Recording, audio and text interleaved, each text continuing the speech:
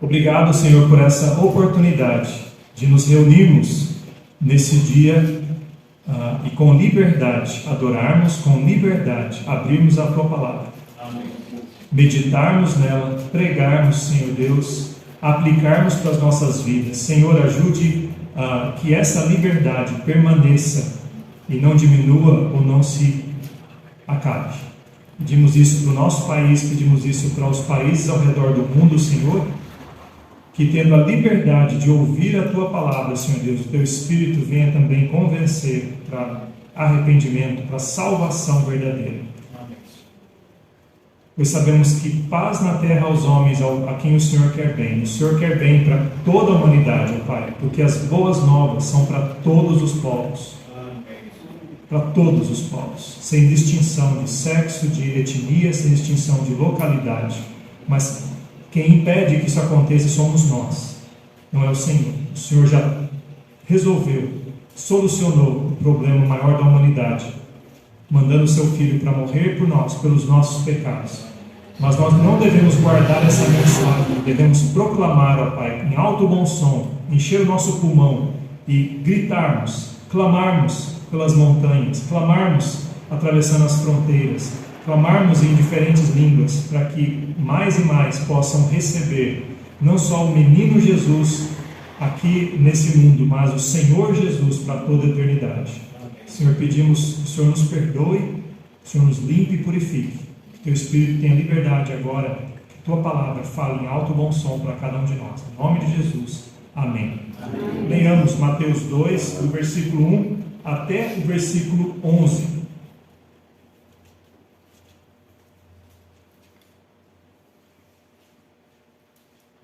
E tendo nascido Jesus em Belém de Judeia, no tempo do rei Herodes, eis que uns magos vieram do Oriente a Jerusalém, dizendo: onde está aquele que é nascido rei dos judeus? Porque vimos a sua estrela no Oriente e viemos a adorá-lo. E o rei Herodes, ouvindo isto, perturbou-se, e toda Jerusalém com ele. E congregados todos os principais sacerdotes e os escribas do povo, perguntou-lhes onde havia de nascer o Cristo. E eles lhe disseram: em Belém de Judeia, porque assim está escrito pelo profeta: e tu, Belém, terra de Judá, de modo nenhum és a menor dentre as capitais de Judá, porque de ti sairá o guia que há de apacentar o meu povo Israel. Então Herodes, chamando secretamente os magos, inquiriu exatamente deles, acerca do tempo em que a estrela lhes aparecera, e enviando-os a Belém, disse: ide e perguntai diligentemente pelo menino, e quando o achardes, participai-mo, para que também eu vá e o adore. E tendo eles ouvido o rei, partiram, e eis que a estrela que tinham visto no Oriente ia adiante deles, até que, chegando, se deteve sobre o lugar onde estava o menino. E vendo eles a estrela, regozijaram-se muito com grande alegria. E entrando na casa, acharam o menino com Maria sua mãe, e prostrando-se, o adoraram. E abrindo os seus tesouros, ofertaram-lhe dádivas, ouro, incenso e mirra. E sendo por divina revelação avisados num sonho, para que não voltassem para junto de Herodes, partiram para a sua terra por outro caminho. Eu li um verso a mais, mas dá vontade de leitura, né, irmãos?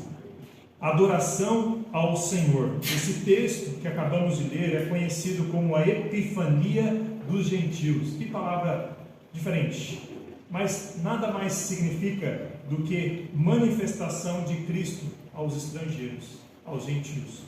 Jesus Cristo, ele veio do povo judeu para o povo judeu, mas não só para o povo judeu. Ele veio para todas as nações. E aqui, irmãos, é um texto que mostra que quando Jesus nasceu, os representantes das nações vieram adorá-lo.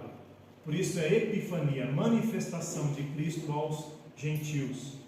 E agora sim, foi a ocasião em que esses homens, os magos, visitaram e presentearam Jesus. Não foi na estrebaria, como nós vemos nos presépios por aí afora, mas foi numa casa, foi num outro local.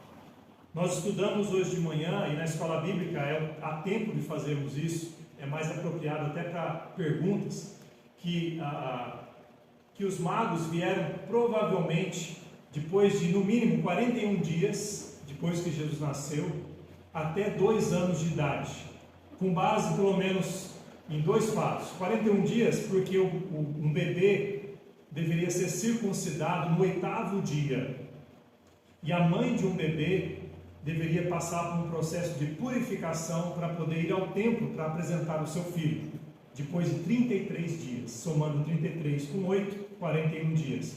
E eles não tinham como ofertar uma ovelha, porque eles eram muito pobres, mas eles podiam, de acordo com a lei mosaica, ofertar pombos ou rolinhas, e era o que eles tinham. Então eles não tinham o dinheiro que eles acabaram tendo através dos magos. Porque quando os magos ofertaram ouro, incenso e mirra, era muito recurso, irmãos. Eles deixariam de ser pobres para ser pessoas de uma ótima classe social, pelo menos nos próximos anos. Eles estariam muito bem em situação. Mas eles não tinham nada em mãos naquele momento. Então isso prova que os magos não foram até depois da apresentação de Jesus, depois de 41 dias. E por que 2 anos? Porque Herodes, depois que se sentiu traído pelos magos não retornarem e reportarem para ele onde Jesus havia nascido, ele ficou com tanta raiva que mandou matar todos os meninos daquela região, até 2 anos de idade, só para garantir. Por que 2 anos? Porque ele fez algum cálculo e chegou a esse número. Então, irmãos, os magos foram na presença de Jesus de 41 até 2 anos de idade que Jesus tinha.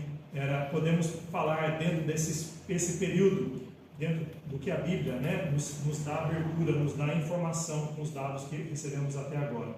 Epifania dos gentios. Que texto maravilhoso, né, irmãos?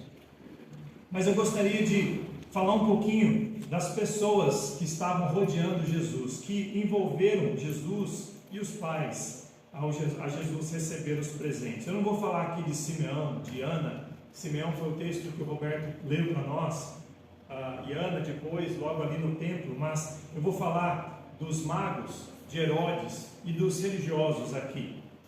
Primeiro eu vou falar sobre os magos.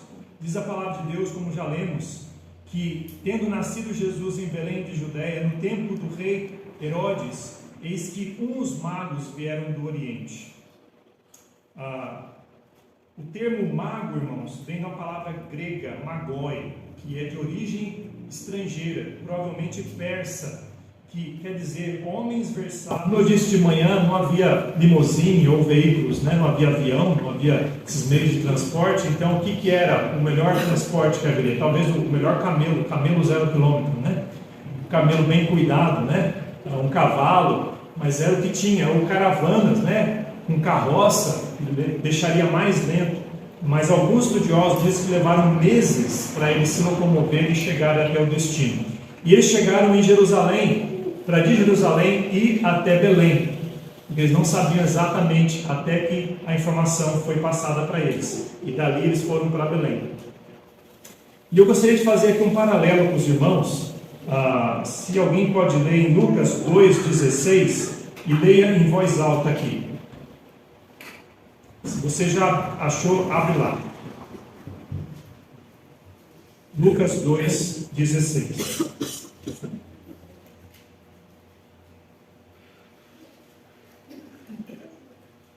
Que foram apressadamente e acharam Maria e José e o menino deitado na manjedoura. Aqui se refere aos pastores. Os pastores foram rapidinho, depois que os anjos revelaram que Jesus nasceu. E fala que eles foram e acharam o menino deitado na manjedoura. Guarda essa palavra menino, essas 2 palavras, o menino. Agora outra pessoa leia Mateus 2,11. Mateus 2,11. E entrando na casa, acharam o menino com Maria, sua mãe, e, prostrando-se, o adoraram, e abrindo seus tesouros, ofertaram-lhe dádivas, ouro, incenso e mirra. Obrigado, irmãos. Então, tanto na visita dos pastores, em Lucas 2,16, quanto na visita dos magos, Lucas 2,11, fala que visitaram o menino. Então está na língua portuguesa, só que a Bíblia não foi escrita na língua portuguesa, Se for olhar no inglês, na versão do Rei Tiago, vai ser a palavra bebê.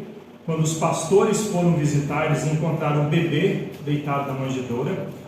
E em Mateus 2,11, os magos encontraram uma criança com a sua mãe, de bebê para criança. Ah, mas isso aí é invenção? Bom, no grego vai falar assim, ó. No grego, quando os pastores encontraram, a palavra usada é brefos, está falando de um bebê, um infante, que acabou de nascer. E quando os magos foram, está falando, usa uma outra palavra, paidion, que está se referindo a alguém, a uma criança, né? Seria um toddler, uma criança já que já amadureceu pelo menos alguns dias. Então, tudo para provar, irmãos, mostrar que não foi no mesmo local. Demorou um pouquinho, tá? Demorou um pouquinho. Isso prova mais ainda, irmãos, que o tempo, a distância não impediram de Jesus ser adorado. Mesmo depois que ele nasceu, que os anjos acabaram de cantar, que os pastores anunciaram, os magos foram depois, irmãos. Então a bênção continuou, tá? Então foi se repetindo, foi aquela onda que foi se espalhando. E esses homens, então, eles podiam representar os crentes e adoradores de Jesus Cristo, porque eles, mesmo não sendo judeus, mesmo não tendo acesso a todo o Velho Testamento como os judeus tinham, eles conheceram através de Daniel provavelmente, mas eles não tinham acesso como todos os judeus tinham todos os dias desde a infância. Eles acreditaram no que eles ouviam, acreditaram no que eles aprenderam, no pouco que eles sabiam, eles acreditaram 100% a ponto de largar tudo e carregar objetos preciosíssimos, de correr risco na própria vida, sendo homens muito inteligentes, homens estudiosos, provavelmente homens que tinham recursos muito bons, homens que tinham muito a proteger, mas eles abriram mão de tudo isso. Eles eram crentes adoradores de Jesus. Agora também nós vamos falar sobre outro personagem, que é o Herodes. Aqui estão os magos. Quando eles chegaram diante de Herodes, Herodes era um rei, né, ali naquela região de Jerusalém. Eles se curvaram e eles queriam saber mais a respeito, né? Eles falaram para Herodes: olha, vai nascer o rei dos judeus. E Herodes não ficou contente com a história. E aqui podemos saber quem que era esse Herodes. Herodes, ele era o Herodes o Grande, se você estudar a história. Ele não era um judeu, interessante, né? Ele era um edomita, ele era um descendente de Esaú. Esaú e Jacó, lembra os dois irmãos? Né? A Jacó de Jacó veio os israelitas, né? Jacó foi nomeado Israel depois. Então a primogenitura, o direito da primogenitura era de Esaú, na verdade, né? Mas ele vendeu o seu direito para o seu irmão. Então Esaú de Esaú veio o povo edomita. Então o rei Herodes era um descendente dos edomitas. E ele reinava sobre os judeus com a ajuda dos romanos, dos italianos. E ele não era muito bem quisto. Havia uma rixa entre esses dois povos, o povo de Esaú e o povo de Jacó. Por quê? Pelo menos por um bom tempo da vida deles, né? Creio que mais no final da vida houve uma certa reconciliação, mas durante muitos anos, porque quando o povo judeu precisou de ajuda, quando o povo foi capturado, os edomitas não ajudaram os judeus e eles os entregaram aos babilônicos e usufruíram dos bens dos judeus, ao invés de ajudar o seu próprio sangue, porque eles eram semitas também, eles eram descendentes de Sem, né? Do povo dos filhos de Noé, né? Sem, Cão e Jafé, eles eram semitas, mas eles não ajudaram o seu próprio irmão, o seu próprio parente, né? Povo parente. Então os dois povos tinham rixa, mas ele era um edomita, líder do povo judeu. Olha que interessante. E ele também construiu o templo que Jesus conheceu. Aí o templo de Salomão, que foi destruído, foi reconstruído por Herodes. Então o templo que Jesus entrou e andou foi o templo de Herodes, tá? Eu vou ler um comentário sobre Herodes. Herodes não era apenas um edomita na raça, e um judeu na religião, apesar de não ser na raça, ele seguia, né, a religião judaica, mas era um pagão na prática e um monstro no caráter. Durante sua administração como rei, ele provou ser extremamente astuto, ciumento, cruel, vingativo. Ele exerceu seu poder real com a disposição de um verdadeiro déspota. O que é déspota? Déspota é aquele que governa sem se sujeitar às leis. É aquele que governa e lidera fazendo as suas próprias leis. Ele trata os seus subordinados com severidade e abusa do seu poder ou autoridade. Interessante que hoje em dia você pode nomear alguns déspotas por aí, que não respeitam as leis. Esse Herodes era um desses. Era um de que fazia o que ele queria na hora que ele queria. Ele usava e abusava e aproveitava do apoio romano. Sabiam da verdade. Tanto é que eles deram a resposta para o rei: olha, ele vai nascer, o Messias vai nascer em Belém, porque ele é da descendência, ele é do rebento de Jessé, né? Filho de Davi, ele vai ser o rei, futuro rei de Israel. Vai nascer lá, de acordo com as profecias. Só que eles eram indiferentes a Jesus. Isso mostra que se você conhecer sobre Jesus, isso não faz a diferença na sua vida. Você pode vir para a igreja, você pode decorar versículos, você pode cantar hinos de ponta cabeça, você pode fazer tudo bonitinho, do jeito que um crente faz. Mas se Jesus não está em você, Ele não reina no seu coração, você está igual a esse religioso aqui. Não faz diferença, você é indiferente para Jesus. Ele marcou, ele fez um impacto na história, está nas profecias, ele virá, mas isso não muda a minha vida. Então aqueles religiosos deram a resposta para o rei, mas eles não fizeram nada além disso. Informação. Eles eram simplesmente alguém que carregava instruções, mas que não tinha mudança, não havia mudança. Eles, irmãos, esses religiosos deveriam estar preparados, com muito ouro, incenso e mirra, não é verdade, irmãos? Eles deveriam estar preparados, anunciando, porque se os pastores correram para anunciar, imagina esses homens, eles deveriam proclamar, não devia estar escondido lá, irmãos, nos rolos do Velho Testamento. E só saber quando alguém consultar. Eles deveriam gritar pelas praças: olha, Jesus nasceu, ele deve estar lá em Belém, de acordo com as profecias. Mas eles não o fizeram. Mas nós vimos então esses três personagens: os magos, que eram crentes e adoradores, né? Vou colocar aqui, adoradores de Jesus. Nós temos Herodes, descrente e hostil a Jesus. E nós temos os religiosos, que eram indiferentes a Jesus Cristo. Aí Herodes, sabendo dessa informação muito importante, o que ele fez?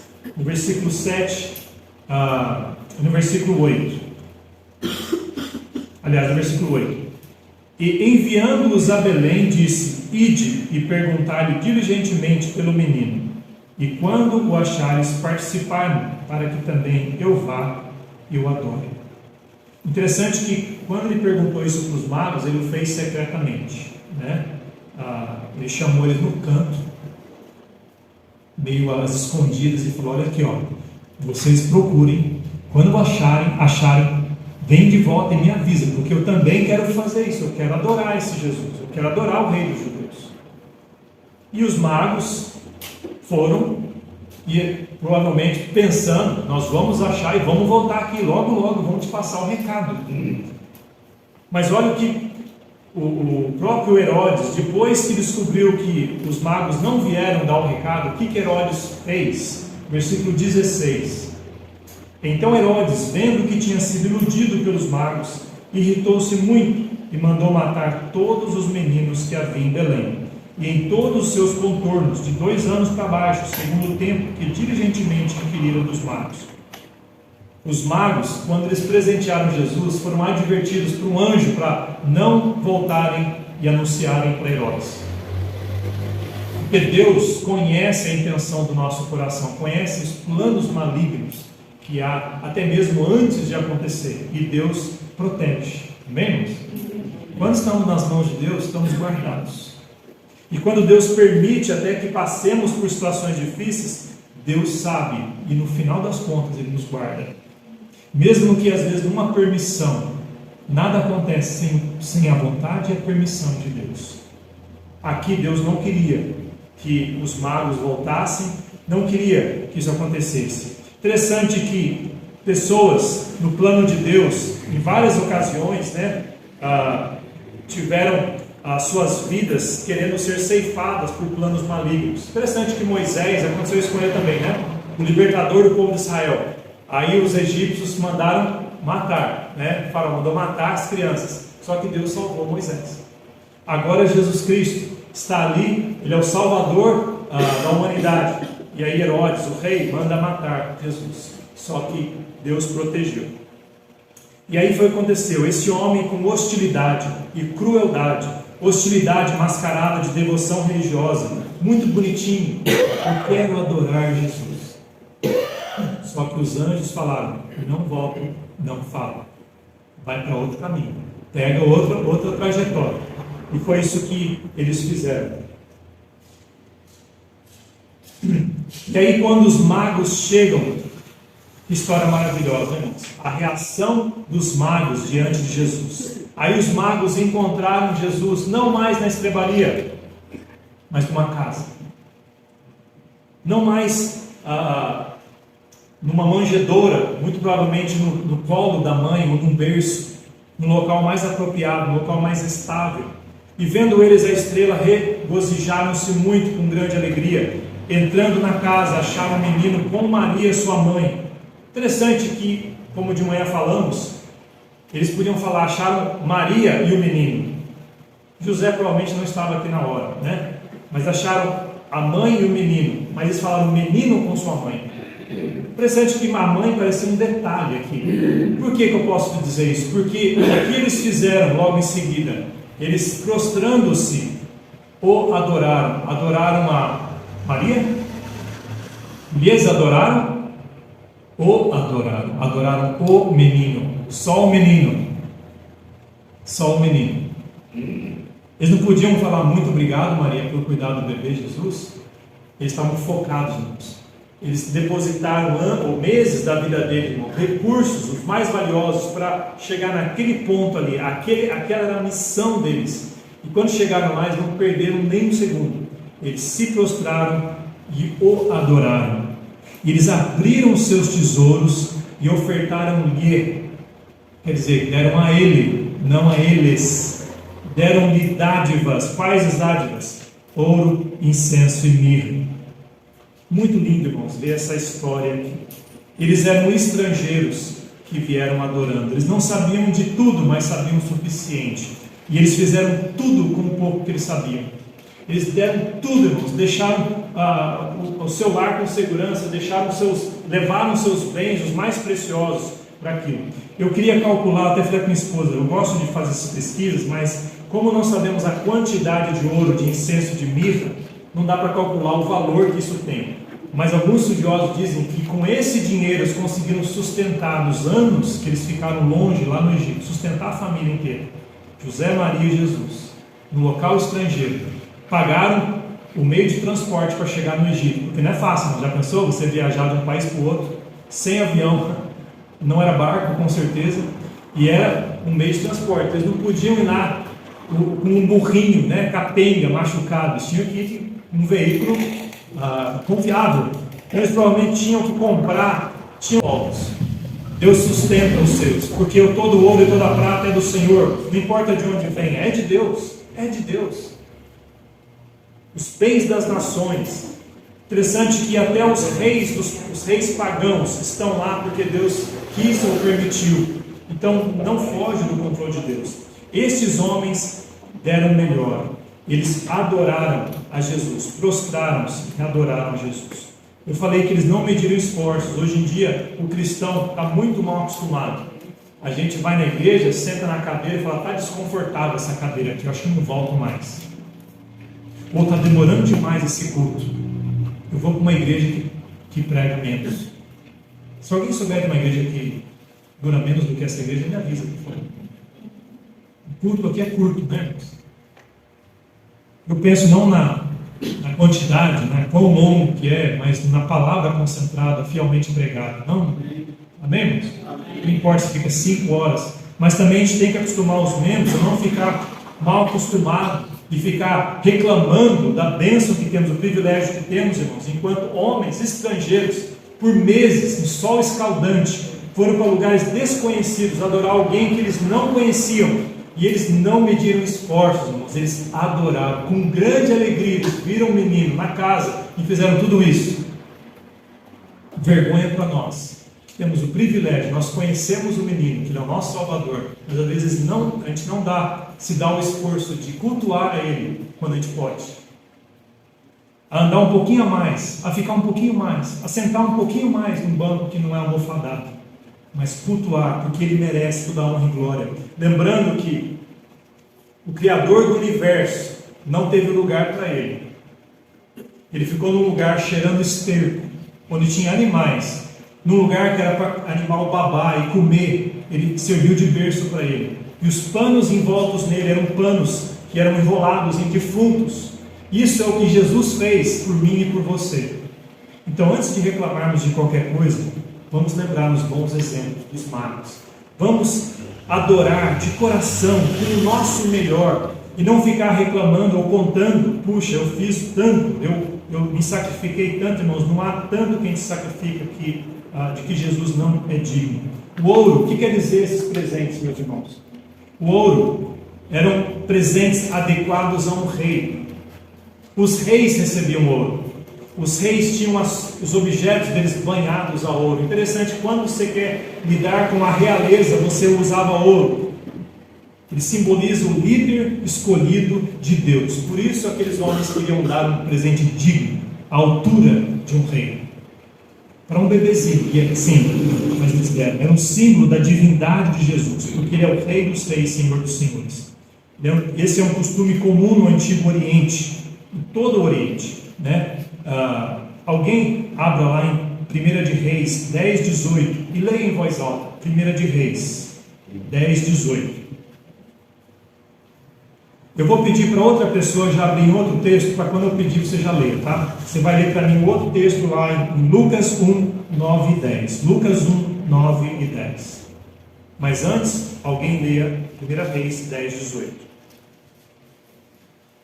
Eles mais uma vez um grande nome de maravilha e o revestido de ouro puríssimo. Interessante, o ouro, irmãos, como eu disse, né? Era comum da realeza. E quando nós formos para o céu, desfrutarmos de tudo que Jesus está nos preparando, onde o ouro vai estar? Vai ser o nosso chão. O ouro mais puro que existe. Aqui fala ouro puríssimo, né? Então, o que os reis se cobrem vai ser onde nós vamos pisar. Isso é o que o Rei do Universo vai fazer com aqueles que são filhos dele. Isso mostra um pouquinho do amor do nosso Deus, né, irmãos? Incenso, o que quer dizer? O incenso é um presente adequado a um sacerdote. Alguém que lhe dava, representava o povo diante de Deus, que oferecia os sacrifícios do povo a Deus, para que o povo fosse perdoado. Várias vezes, quando você fala do incenso, porque você queima o incenso e aquela fumaça sobe, né, aquele aroma agradável, simboliza as orações que chegam diante de Deus. Em várias passagens da Bíblia, é esse o símbolo. E mostra Jesus em sua pureza e sendo o nosso intercessor, nosso sumo sacerdote. Então, quando eles deram esse presente, coube perfeitamente a Jesus. Alguém leia Lucas capítulo 1, versículo 9 e versículo 10. Segundo o costume sacerdotal, coube sorte entrar no templo do Senhor para oferecer o incenso. E toda a multidão do povo que estava fora, olhando a hora do incenso. Então o povo de Deus já tinha isso muito automático. O incenso representa as orações, representa a intercessão sacerdotal. Então quando Jesus recebeu esse presente, por que recebeu incenso? Porque ele é o sumo sacerdote. Ele não é só o rei, ele é o rei sacerdote. E também a mirra. A mirra era um presente adequado a um profeta, mas também era um símbolo da morte de Jesus Cristo, uma vez que a mirra era usada para embalsamar defuntos. Então, quando a pessoa morria naquela época, eles usavam elementos ou matérias para poder preservar mais ou dificultar a deterioração ou manter o cheiro um pouquinho menos desagradável. E a mirra era usada. Eles se embalsamavam dessa forma. Não era como embalsamar como os egípcios faziam, mas era um processo um pouco diferente. E a mirra era usada para isso. Alguém lê 19:39, João 19:39. E foi também Nicodemos, aquele que anteriormente se dirigira de noite a Jesus, levando quase 100 arratéias de um composto de mirra e aloés. Muito bem, na preparação do sepultamento de Jesus, Nicodemos e José de Arimateia, né, pegaram o corpo de Jesus e foram preparar. Então, usaram mirra. Por que isso, irmãos? Porque Jesus Cristo recebeu um presente no seu nascimento, que seria símbolo na sua morte também. Porque ele veio com esse objetivo, irmãos. Ele veio para dar a sua vida. A mirra era uma resina muito perfumada e pegajosa, que os judeus transformavam em pó e misturavam com aloés. É um pó de sândalo aromático, né? Eles embalsamavam e faziam esse procedimento para suprimir o odor de decomposição, e simboliza a morte de Jesus como profeta. Então Jesus Cristo, rei, sacerdote e profeta, adorado como tal na ocasião do seu nascimento. Então esse objeto ele recebeu desde o nascimento e foi usado na sua morte, um lembrete de que tudo que Jesus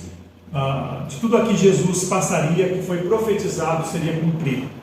Então, estes homens foram adoradores verdadeiros de Jesus. Mesmo não sabendo tudo, eles adoraram com o que eles sabiam. E eu queria aplicar isso para nós, meus irmãos. Eu queria que você pensasse, o que você é? Com quem você se identifica mais? Com os magos do Oriente, que eram crentes e adoradores genuínos, verdadeiros de Jesus, que davam o seu melhor, sem ninguém ficar forçando, sem ninguém ficar te exaltando, mas você dá de coração. Você não mede sacrifícios para Jesus. Ele merece nossa vida, merece tudo de nós. Ou você é como o rei Herodes, que é alguém descrente e hostil, que você está no trono da sua vida, você é que manda ou desmanda. Esse negócio de religião, esse negócio de se curvar a alguém que não seja eu mesmo. Talvez você fale, eu não sou assim, pastor, mas quem está em primeiro lugar na nossa vida? Quem está em primeiro lugar na sua vida? Quem é o rei na sua vida? Se não é Jesus Cristo, quem é? Herodes era hostil. Ou você é um religioso que sabe das coisas, mas não faz nada. Você sabe muito bem o que vai acontecer. Sabe porque está escrito, sabe que você vai na igreja, mas isso não muda nada na sua vida. Eu quero ser, a exemplo dos magos, um adorador verdadeiro. Eu quero me curvar diante dele de coração, de coração. Aqui na igreja você pode se curvar, você pode se ajoelhar para orar, pode ajoelhar sentado, orar sentado, né? Orar em pé. Isso é uma coisa muito pessoal, tá, irmãos? Deus conhece a postura do nosso coração, mas que você faça para Ele, não é para ninguém ver, é para Ele.